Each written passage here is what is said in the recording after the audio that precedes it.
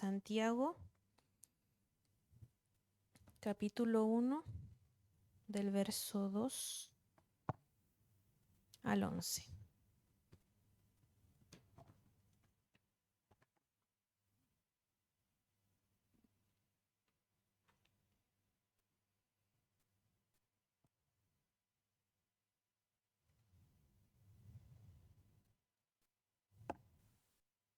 Habiéndolo encontrado, le damos lectura en el nombre de nuestro Señor Jesucristo. Lleva por título La sabiduría que viene de Dios.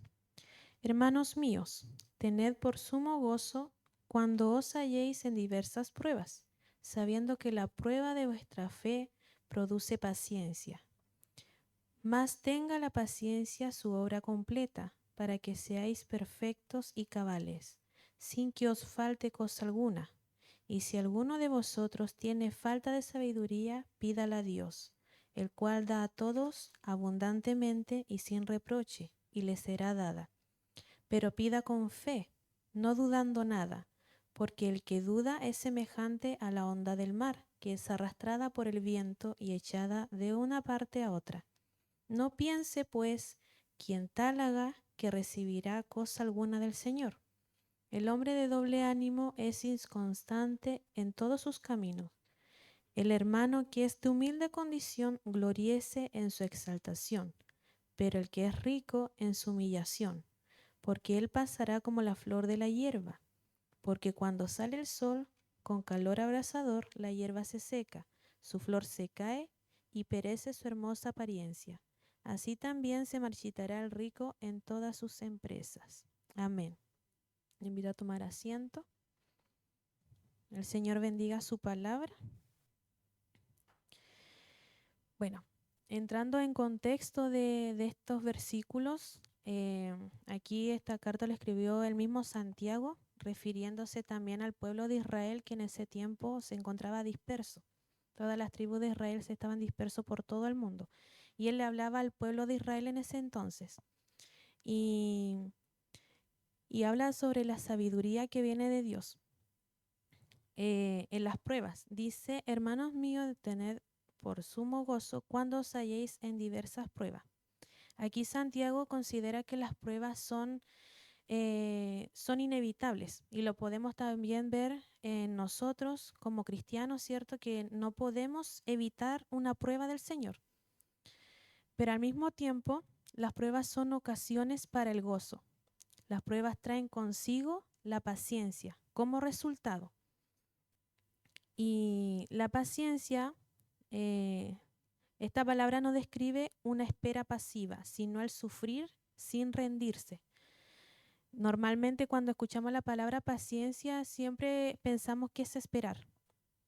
Y normalmente nosotros no esperamos.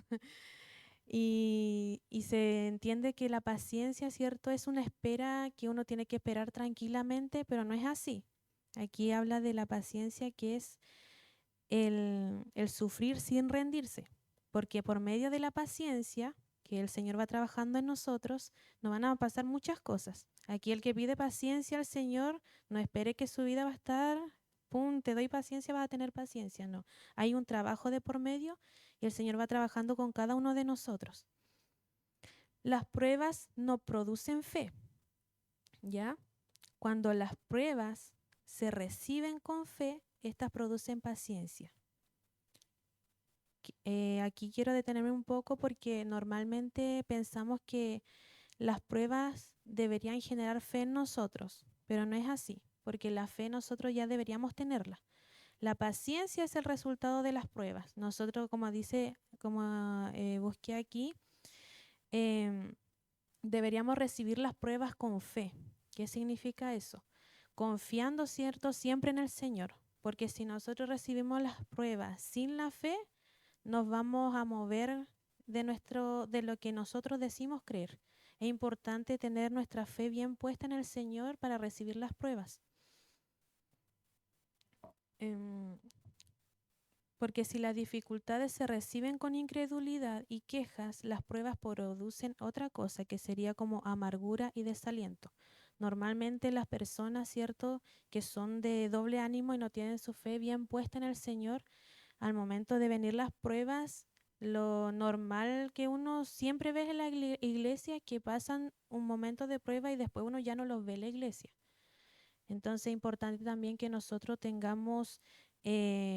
recibamos cierto las pruebas con fe para que no nos suceda eso, que el resultado de las pruebas van a ser amargura y desaliento y nos vamos a salir de los caminos del Señor.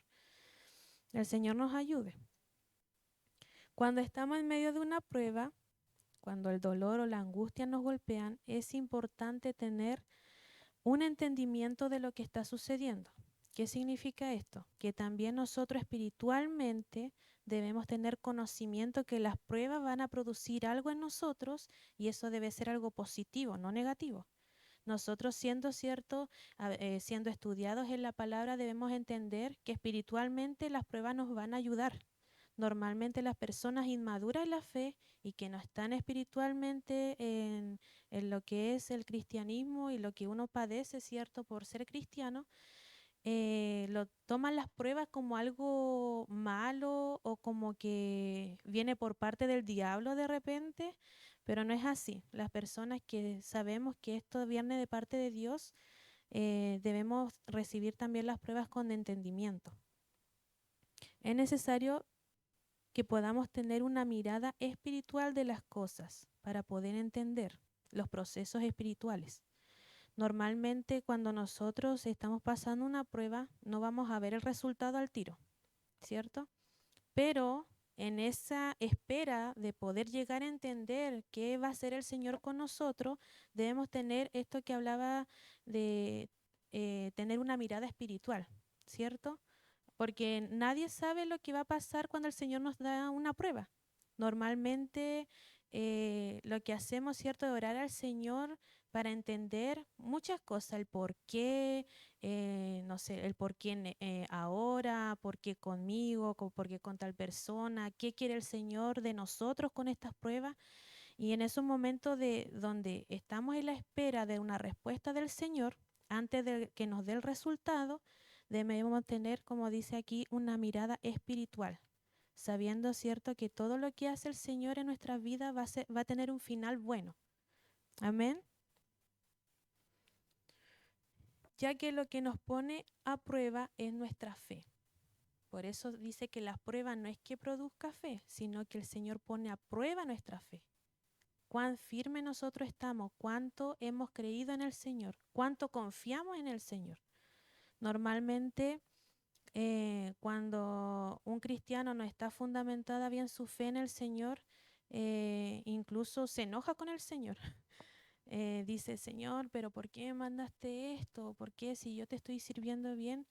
Y también esa persona no ha entendido lo que dice la palabra del Señor, porque la palabra del Señor nos dice que estando en el Señor no vamos a tener pruebas, no vamos a tener aflicciones, al contrario. Sin embargo, la diferencia de nosotros estar en el cristianismo es esto, que vamos a ir madurando y creciendo espiritualmente. Por este conocimiento que Santiago tenía a través de sus propias pruebas, porque aquí Santiago está exhortando a los demás a través de sus propias vivencias, él pudo aconsejar a las tribus de Israel. Él pudo develar claramente cuál era el objetivo de prueba en sus vidas y pudo también hablar del gozo en medio de la aflicción. Y aquí hay una palabra también súper importante que es el gozo. Normalmente nosotros asociamos gozo con alegría, ¿cierto? Pero aquí nadie va a pasar la prueba jodido de la risa. Yo creo que nadie va, oh, qué bacán, me viene una prueba. No, el gozo se define es más profundo que la alegría. Es algo cierto que ya yo estoy pasando esta prueba, ¿cierto? Mi corazón humano obviamente se aflige, pero siempre confiando en el Señor que va a venir algo bueno. Al final, ¿cierto? Va a ser un resultado bueno para mi vida, para mi familia, para lo que yo esté pasando. El Señor, ¿cierto? Quizás me quiere enderezar y me va a poner más firme todavía de lo que estaba. Ese es nuestro gozo que nosotros debemos tener en el Señor, esa confianza, esa alegría, ¿cierto? Que también Dios me toma en cuenta.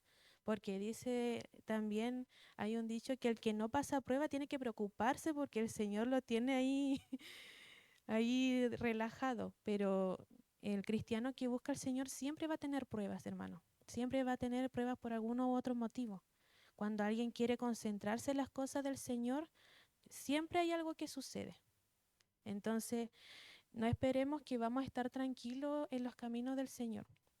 La diferencia, como le digo, es pasar estas aflicciones con gozo. Amén.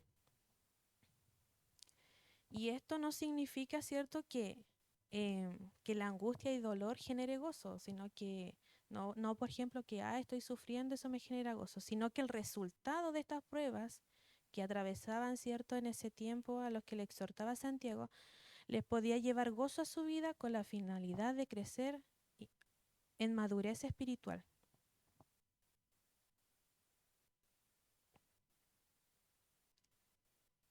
Y lo importante, ¿cierto?, también de estas pruebas es poder crecer, porque tampoco podemos decir, el Señor me está llenando de prueba y no aprender también de eso. Es importante, ¿cierto?, que cada prueba que nosotros pasemos, sepamos ya la lección, ¿cierto?, y en algún momento ya saber cómo actuar o qué hacer, porque el Señor nos pone a prueba en alguna área de nuestra vida, tenemos que fortalecer más esa área de nuestra vida. Entonces el Señor nos ayude, ¿cierto?, a poder aprender también, porque somos bien duras, ¿no? Y el Señor nos bendiga. Debemos saber que tenemos una responsabilidad como creyentes, la cual es mantenernos firmes en la fe, ¿cierto? Normalmente creemos que estar en el Evangelio es venir a la iglesia, despedirme, después voy a mi casa y todo bien.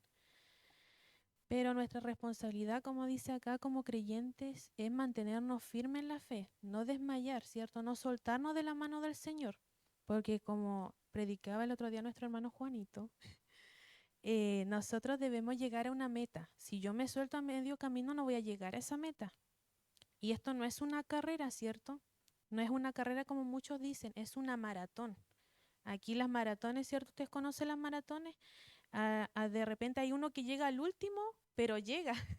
No se rinde fácilmente y diga, pucha, ya no llegué. No, hermano. Nuestra finalidad, ¿cierto?, es siempre llegar al reino de Dios, ¿cierto?, cuando el Señor venga. Por eso es importante mantenernos siempre firmes en la fe. Que venga, ¿cierto?, lo que venga, eso debería hacernos mucho más fuertes, no debilitarnos. Oh, yeah. De ahí el versículo 5 al 8 dice, y si alguno de vosotros tiene falta de sabiduría, pídala a Dios, el cual da a todos abundantemente y sin reproche, y le será dada. Pero pida con fe, no dudando nada, porque el que duda es semejante a la onda del mar, que es arrastrada por el viento y echada de una parte a otra.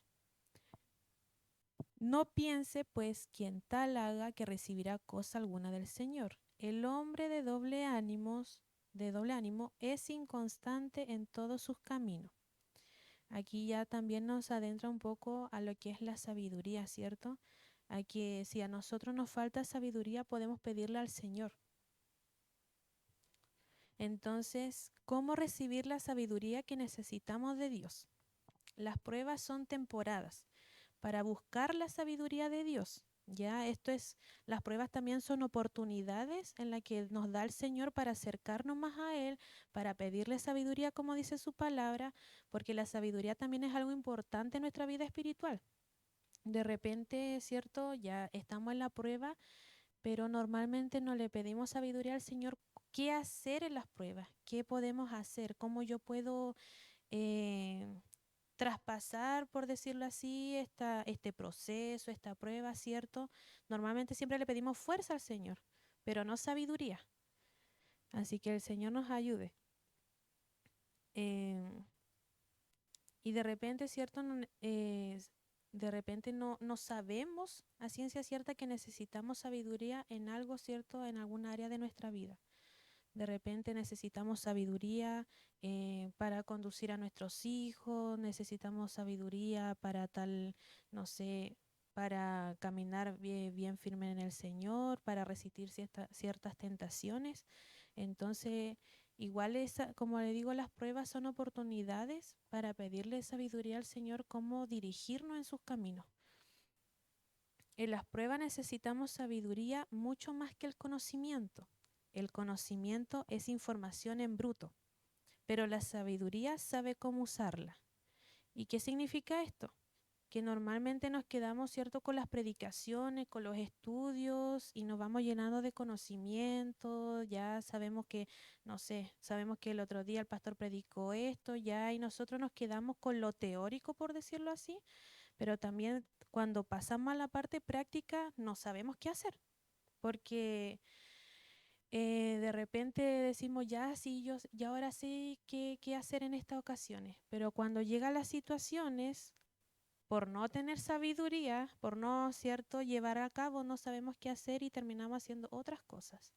Así que eso también nos ayuda a la sabiduría en estas pruebas, porque podemos pasar la vida, toda nuestra vida escuchando predicaciones, ¿cierto? De cómo andar, de cómo caminar, de cómo ser en el trabajo, de cómo ser como padre, de cómo ser como hijo, pero si yo no lo llevo a cabo, no estoy dando el resultado que debería dar. Queda solamente en conocimiento eh, esta información en bruto que recibimos. También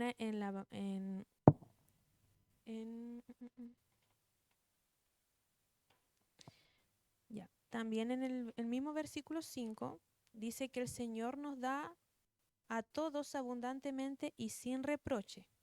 Y aquí también podemos ver la bondad de Dios para con nuestras vidas, ¿cierto?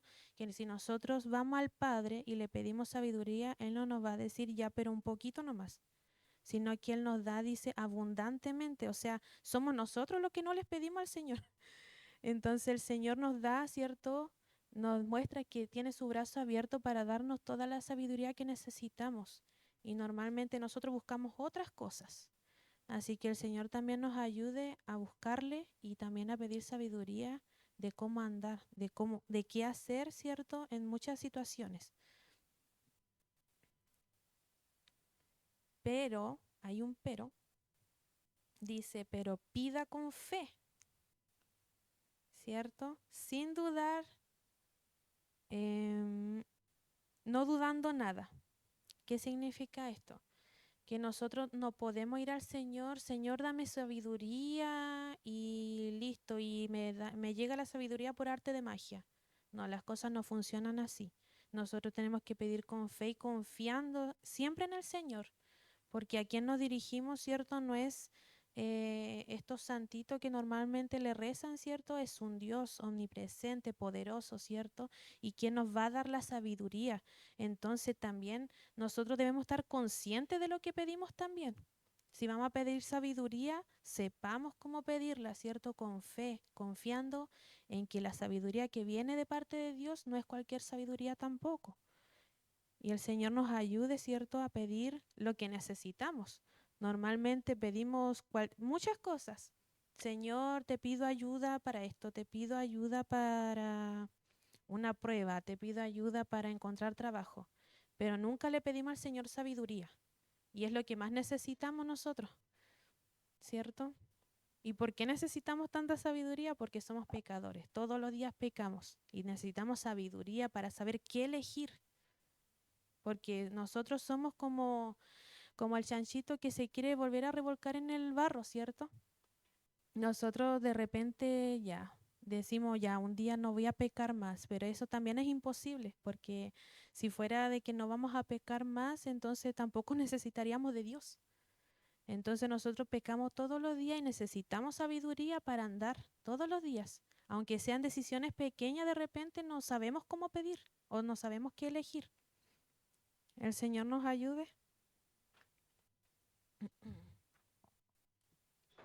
Y esto también muestra el tipo de corazón que necesitamos cuando buscamos la sabiduría de Dios en la Escritura. Un corazón que cree en la palabra de Dios y que cree que nos habla el día de hoy. Porque normalmente, ¿cierto? Buscamos una palabra al Señor, de repente también, no sé, ya voy a ver qué me tiene el Señor hoy día. A ver, no sé, ya el Señor me va a dar fortaleza. Pero nosotros tenemos que buscar al Señor en la Escritura con también ¿cómo se dice? Con entendimiento y no al azar. Tenemos que buscar también con sabiduría en su palabra y con un corazón que cree en la palabra de Dios. Porque también si leemos la palabra de Dios medio dudando o casi creyendo, va a ser como un libro más que nosotros vamos a leer, si no le tomamos el peso a la palabra de Dios que contrae realmente. También hay un ejemplo de un hombre, ¿cierto? No sé si fue el pastor que lo nombró en una predicación, pero se nombró en una predicación, del papá de un endemoniado que había y que dijo una frase que le pedía al Señor que decía, yo creo, pero también le dijo al Señor, ayuda a mi incredulidad. No sé si se acuerdan. Entonces, nosotros debemos ser así también. De repente, si nosotros necesitamos ayuda en nuestra fe, Señor, ayúdame, creo que no estoy creyendo bien, eh, ayúdame en mi incredulidad, porque de repente también nos ponemos incrédulos.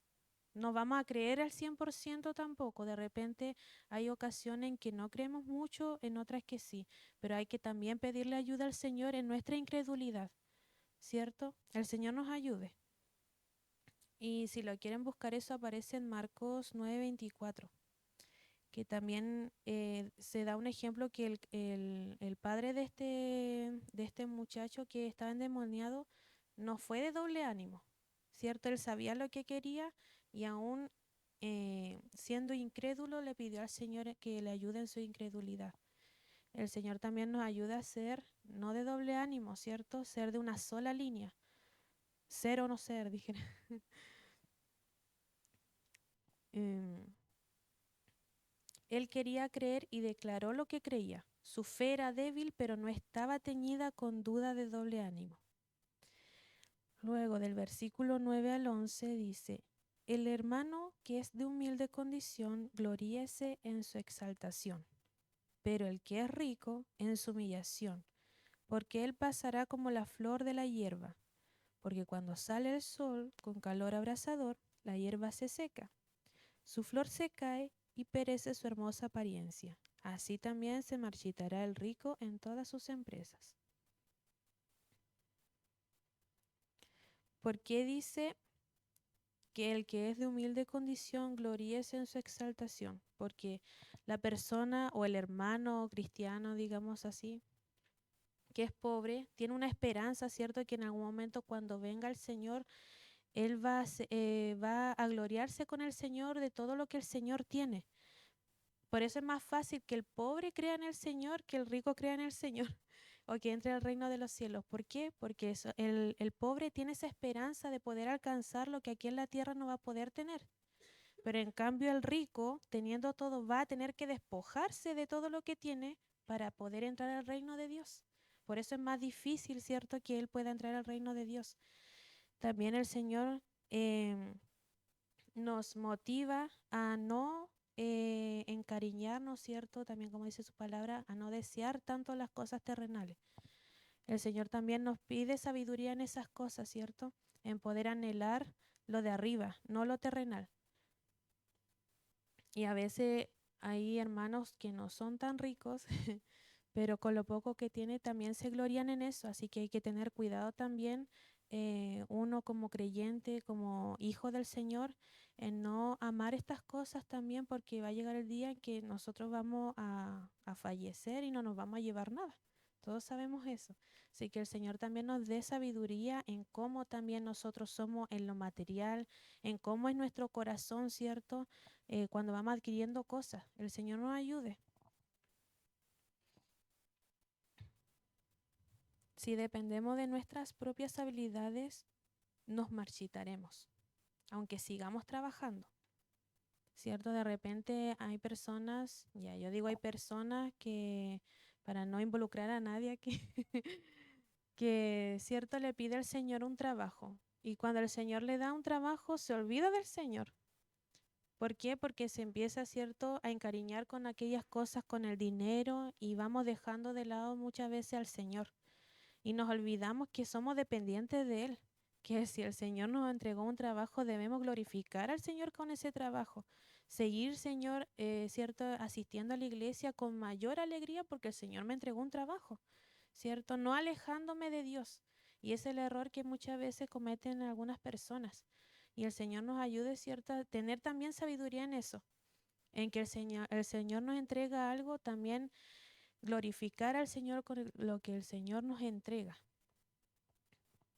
Por otra parte, las personas, como le decía, las personas pobres no deben creer que su pobreza se debe a que no tienen el favor de Dios, porque también eso pasa. De repente hay personas pobres, económicamente me refiero, que muchas veces, cierto, ve con envidia quizá al que tiene más y piensa que el favor de Dios no está con ellos. Tampoco hay que tener ese pensamiento, porque el Señor de repente quizá no nos permite tener un poco más porque quizás sabe que nuestro corazón se va a desviar aún más. El Señor es sabio en todas esas cosas. De repente nosotros no lo entendemos, pero el Señor tiene su plan con cada uno de nosotros. Sabe que si nosotros tenemos esto, ya no vamos a alejar de Él. Sabe que el Señor si nos otorga tal cosa, le vamos a dar la espalda. Y es lo que el Señor no quiere con nosotros. Por eso, hermano, démosle gracias al Señor por lo que tenemos y por lo que no tenemos. Seamos agradecidos del Señor, porque Él es el sabio, nosotros no somos los sabios en este mundo, y el Señor sabe lo que nos conviene. Y entonces, más bien, debemos esperar el momento en que Dios nos exaltará. De repente, es cierto, vemos, sí, de repente ocurre que muchas personas que no creen en el Señor tienen éxito en la vida, tienen dinero, viajan a muchos lados y uno de repente dice, oye, qué bacán, no sé, ir a conocer tal lado, ¿cierto? Pero no debemos enfocarnos en esas cosas sabiendo que Dios en algún momento nos exaltará con Él y vamos a tener mucho más de todo lo que hay en esta tierra. Debemos amar la vida espiritual, hermanos, porque si nos desviamos y empezamos a amar mucho esta vida terrenal, nos vamos a desenfocar al tiro. Y así somos los seres humanos. Nos dan algo que nos brilla los ojitos y ya desenfocamos, ¿cierto?, de la vista lo que a nosotros nos conviene. Como los niños, ¿cierto? Los niños pueden estar llenos de juguetes, pero le regalan algo nuevo y ese niño se enfoca solo en ese juguete, olvidando todo lo demás. Así también somos nosotros. Así que por eso es importante estar firmes en nuestra fe y pedirle sabiduría al Señor. Así que, hermano, esa ha sido la palabra del día de hoy. Que el Señor les bendiga. Espero que haya sido